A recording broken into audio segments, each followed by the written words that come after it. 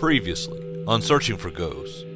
Quote, Larry Markowski told police he met his wife's sister at the Interstate 40 exit for Waverly to pick up his daughter for the weekend. They went to Little Rock, Arkansas, and returned to his home in Gleason late Sunday morning. According to Johnny, the plans to take Bethany to Little Rock were unknown to her until she spoke with Bethany over the phone that Saturday. Well, it was from my understanding he was going to take her and pick up a friend in Gleason, and he was going to take them skating Friday night. I found out that they had gone to Little Rock, Arkansas instead of going skating that night, and they were visiting a friend. Well, I didn't even know nothing about skating. That's just something new to me that I learned yesterday. I was like, well, I never knew I was supposed to go skating with her. And she said, Harold, you're the only one that can help Larry. He's about to lose it. I'm afraid he's going to kill himself or hurt somebody. She said, will you just please come? I got my pickup and go all the way from Little Rock back to Gleason to his house.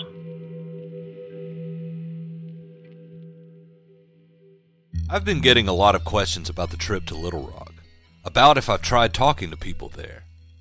The mention of Little Rock is one of the things that people have picked up on is standing out. Some people somewhat close to Johnny have even questioned if Bethany ever went there.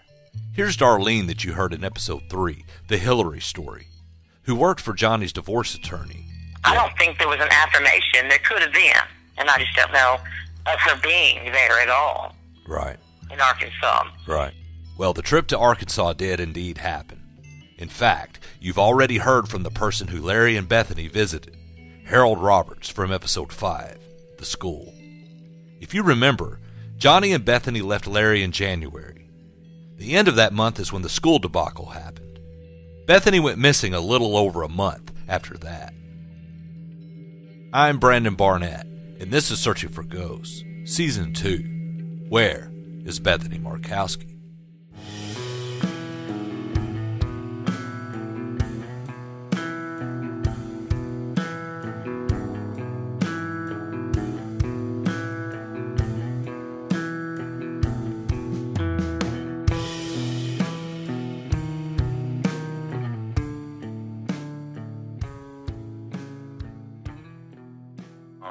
Larry seemed to calm down a little while, but he was still depressed. And so I set it up because we wanted to see Bethany too. After that deal, he caught where he could see Bethany once a month, okay? Uh-huh. Or every other weekend or something, he could see her. And he did. Well, Johnny explains that after the school debacle, unsupervised visitation was not something that she wanted, but that's how it shook out, and that the judge soon regretted that decision. I never wanted Larry Markowski and Bethany not to have a relationship, for them not to see each other. I wanted supervised visitation, for a while to see how everything would go. My goal was not to take her away from him, but my goal was not to give her to him either. Yeah. Not, just hand her over. And that's what I wanted in court, was supervised visitation. And he got unsupervised visitation. So when Bethany disappeared before a divorce was final, he recused himself from the case and said, probably one of the biggest mistakes he had made in his career was giving him unsupervised visitation. Now back to the weekend that Bethany disappeared. Here's Harold again talking about a change in Bethany's demeanor. And the Larry he describes on Saturday is the polar opposite of the Larry on Sunday that supposedly let his daughter go into the mall alone. One weekend, while, he was getting to see her, I told him, I said, well, Larry, I said, why don't you come out here, stay the weekend with us, go to church with us Sunday. I said, these people out here are hippie. And there was a girl there by the name of Sherry Dickens. She was kind of interested in meeting him. But she didn't want to go too far because she knew he was still married, right. So she was wanting to meet him, and she was friends of mine, Debbie's, and a real good Christian girl. So anyway, that's what he done. He come out there that weekend, and when Bethany came in, naturally I hadn't seen her, and it'd been well over 2 months. I hadn't seen her, laid eyes on her. Anyway, she didn't have anything to do with me. And so I dismissed it. I thought, well, going through a whole lot. But I did notice that Larry, I was noticing things that Larry wasn't letting her out of his sight. It was kind of, after looking back at it, it was kind of like he was afraid she was going to tell us something that he didn't want us to know. Right. And I'm not kidding you. The whole time that they was there, he never let her out of his sight. The only time he did is when we went out to eat. And he let Bethany stay there with my son, Jonathan, with Sherry's son, Daniel, and then Jonathan's girlfriend, and we went out to eat. Well, that was on a Saturday we done that. Harold states that they had spent that Friday night, when Larry and Bethany first got there, trying to cheer up Larry. And this all-nighter could explain why Larry would take a nap in a parking lot. Yeah.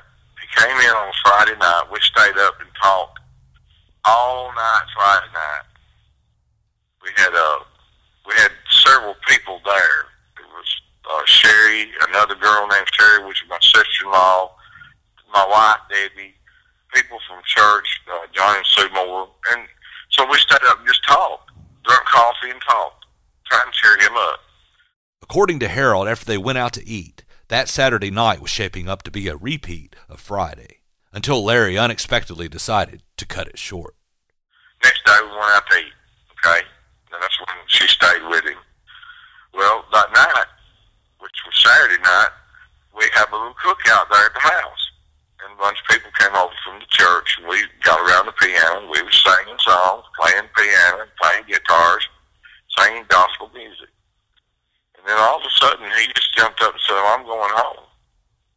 Just right out of the blue. And Harold states that Larry said something to him that still haunts him to this day. And he still wonders that if his response would have been different, would it have changed everything? Sometimes I can't remember exactly how it went down, how it was said. I do remember what I said to him, but I can't remember exactly how he put it. But I do remember how he put it when he walked out the door that night. But I won't tell you this. He said to me, he said, "Well, I'm gonna take my van down to Port of Mexico and leave it down there, and you can have it. You just come get it. It'll be yours." I said, "Larry, you can't do that." I said, "Y'all are fighting a battle custody." I said, "It's a good chance you might win some of this since Johnny's run off and abandoned you." There's a lot of things I didn't know it went down. Right. I didn't know Larry was beating her. Yeah. Stuff like that. She hid that from me. Me and nurse talked about that. But anyway, I told him, I said, "You can't do that." I said, "Plus that," I said, "but the FBI will go right into Mexico and pick your butt up." Yeah. I said, "They got right to go down there." Well, hindsight's 20/20. I wish I hadn't told him that. I wish I'd let him go on down there. We'd have that.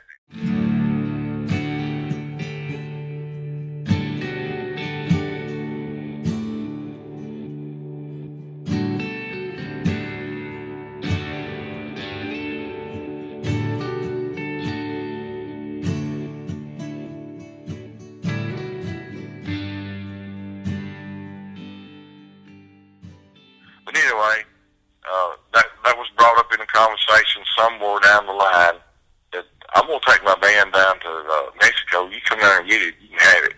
It'll be yours. It's a nice band, Harold. I dismissed that and told him not to do it. And that was the end of it. He never brought it back up again until he got ready to leave.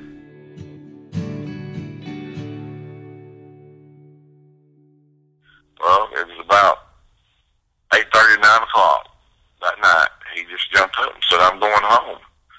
And I told him, I said, "Larry, you've been up since Friday night. You ain't went to bed since Friday night, and here it is Saturday night, 24 hours later, and you going to jump in that van, and you going to drive home?" I said, "You ain't going to make it." I said, "You're going to get tired."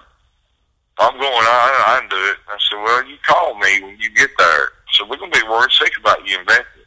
When he walked out the door, not only did I hear this, but everybody that was in that house heard this. When he walked out the door, he said, "I'll be calling you and telling you where to come and get the van." So you going home, quit that talk. That's the way I told you. And Harold did get a phone call from Larry some 4 hours later, but he was far from home. Well, I got a phone call at 1:30 in the morning, going back to that, and he said that he was close to Memphis. I said, well, you've had time to be home, Larry. I said, it's been 4 hours, 4 to 4.5. Yeah. I said, you've had time to be all the way home. I said, where are you at? And he told me he was in Forest City. Between Forest City and Memphis. Well, I didn't think anything about that either. And I said, well, when you get home, I don't care what time it is, Larry, when you get on home, you got up, you took a nap, right? He said, yeah.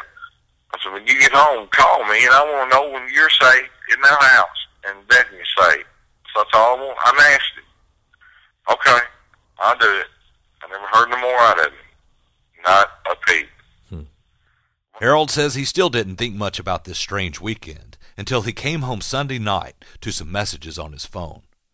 This is a little lengthy, but I'm just going to let this roll in its entirety, without interruption. There's nothing more for me to add. Went to church that morning, come back, we went out to eat because we was all tired.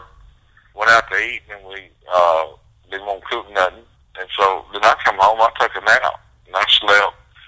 I guess it was from 1 o'clock to time to go back to church that night. We went to church that night, came back home, and I had North Little Rock Police had left a message on my phone, and so did Jackson, Tennessee.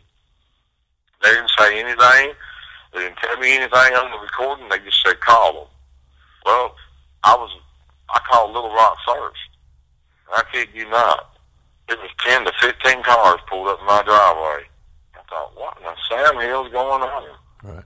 It still didn't dawn on me, you know. Yeah. You know, anyway, they came in. The chief did. He said, did you get a phone call from Jackson too? And I said, yeah, I was going to call them, but I called y'all first because y'all close. I said, I kind of want to know what's going on. He said, well, we can't tell you nothing yet. He said, but we are going to search your house. We have permission to do that. And I said, well, sure. I said, matter of fact, you tell me what you're looking for, I might be able to help you. He said, we can't tell you nothing, Mr. Roberts. He said, just bear with us. We're going to do our job, and then we're going to get down to some bottom of some stuff. He said, but let us do our job first. I said, okay. So we kind of backed up and just watched. They'd asked us a couple of questions every once in a while, but they searched the basement. They searched the house. They searched the attic. They searched all the way around the house, in the woods. And after they done all that, then he told me, he said, all right, we're going to call Jackson Police. How many phones do you have? And I said, 3. He said, are they on the same line? I said, yeah. He said, can I be on one while you talk? I said, yes, sir. So we called Jackson Police. This is the first that I'd heard what was going on. When Jackson Police answered, he asked me, he said, are you Harold Roberts? I said, yes, I am. He said, was Larry and Bethany at your house over the weekend? I said, yes, they was. And I said, can you tell me what's going on? He said, well, Bethany has disappeared. And I said, how? What do you mean disappeared? He said, she's been abducted. I said, is Larry where I can talk to him? He said, oh, yeah, we're going to let you talk to Larry. So Larry got on the phone. And they was, of course, listening to Larry, too. Right. And I said, Larry, what's going on? He said, Bethany Ann got abducted from the mall. I said, what mall? He said, the mall in Paxton. I said, well, how did this take place? I said, how did she get abducted from you? He said, well, I went to bed and let her go in. I said, Larry, something don't sound right about that. I said, it don't sound right. I said, ain't no way in the world you let Bethany go in that mall and you not go with her. I said, I know better than this. I said, then what's going on? And he said, I'm serious, Harold. And I told him, I said, and they even got this on recording, what I told him. I said, I'm going to tell you something, Larry. I don't know what you're doing. I don't know what's up. But whatever you're doing, it's not going to work. You need to get Bethany back to Johnny. I said, you're getting in deep water. I said, they're gonna put you in jail for kidnapping, buddy. I said, you can't get by with this. Well, to my amazement, he has. Yeah.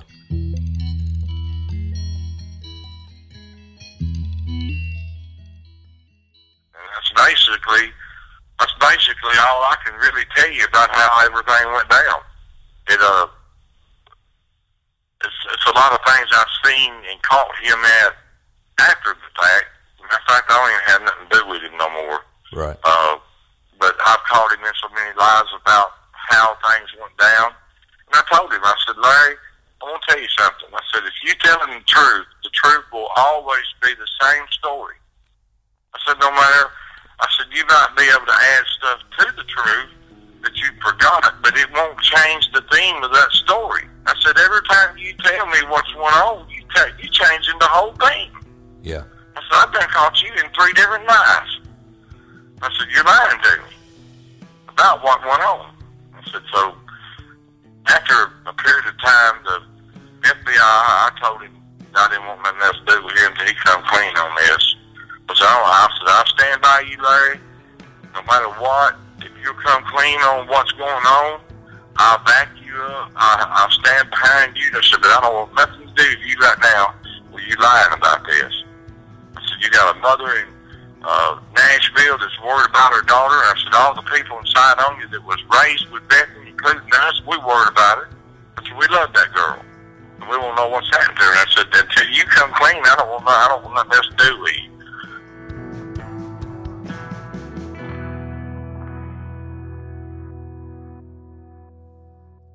If you have any information about Bethany Markowski, no matter how small you think it is, call 1-800-THE-LOST.